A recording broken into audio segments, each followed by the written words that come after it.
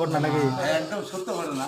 না হলে আমি জরিমানা দেবো মিষ্টির দাম। এটা তো ভিডিও করছো, গ্লাসের জরিমানা ভালো করে ভিডিও করিস। এই লাইভ ভিডিও করবা হবে।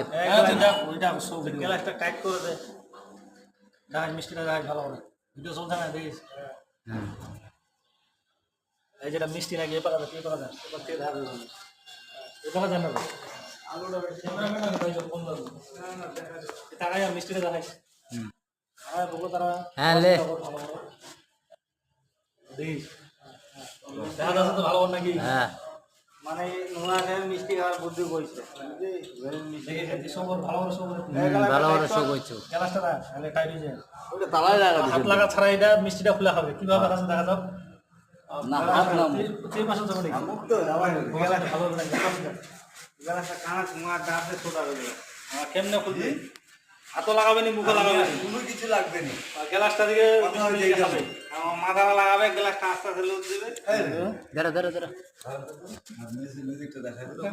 আরে ওর ফেসটা সহ দেখা হবে না। এই রা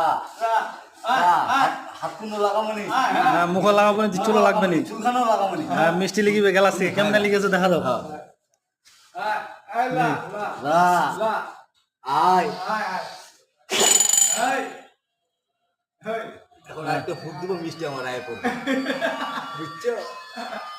তারপর না চুল না শরীর লাগাইলাম আমি। ওই